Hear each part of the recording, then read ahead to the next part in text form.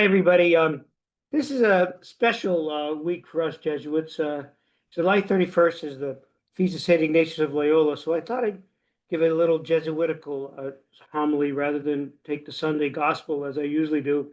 And ever since about 1974, 75, I've been saying Mass at Little St. Ignatius Church in Southern Maryland, a town called Inigos, named after St. Ignatius because it's where the first Jesuits landed in the United States.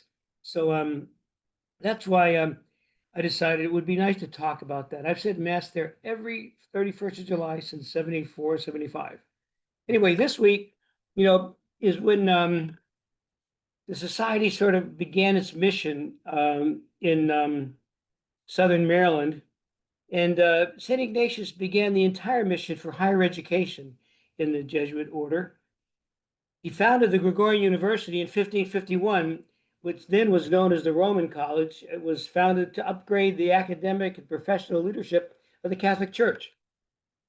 It's still doing it to this very day, with 35% of the College of Cardinals and 23% of the bishops in the entire world are our alumni. And over 80% of the women that Pope Francis placed in leadership positions in the church are either our Gregorian alumni or on our faculty. And we Jesuits are known for having a core curriculum of liberal education, which is frequently misunderstood to mean politically liberal, which is not so. I know many Jesuits who are conservative, and we do teach theology, logic, history, philosophy, science, and the three R's.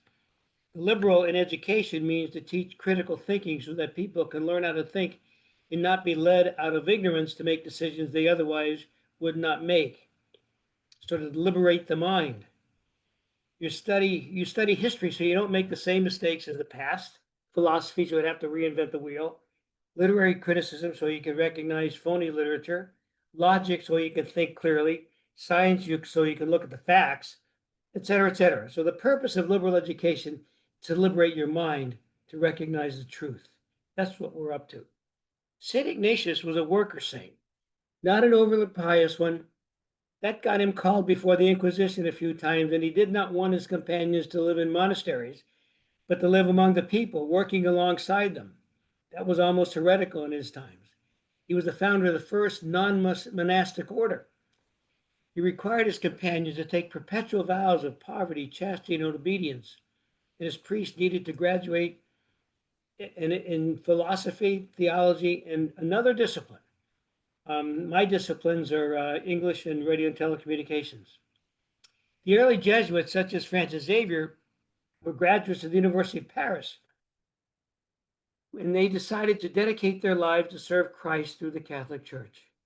From the very beginning, the world was their mission, as exemplified by Francis Xavier and his mission to Asia.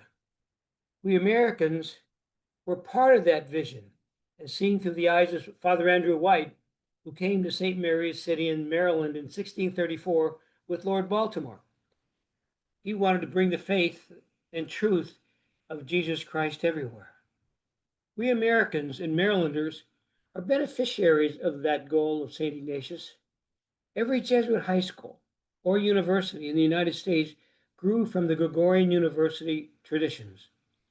The concept of freedom of conscience that Father Andrew White and Lord Baltimore brought to our shores is embedded in our American Constitution, one of God's inalienable rights. We, the people of God, are the most important part of society, which should be organized by us and for us.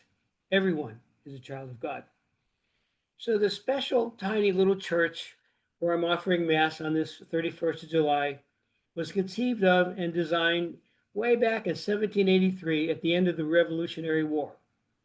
The great builder of Jesuit churches, Father James Walton, arrived to take charge of St. Inigo's in 1784. He is buried in the Jesuit plot in that cemetery of St. Ignatius. I hope my superiors let me get buried there because that's where I'd like to be. We need to honor the memory of the early settlers who arrived in 1634 and those who worked to ensure we Catholics lived free with our Native Americans and others who sought freedom. When presiding at Mass in this wonderful sacred space, I can feel their souls enjoying the thought that we are still celebrating the Eucharist there. So let us profess our faith and know that I will remember you at my Mass this July 31st. May God bless you and keep you.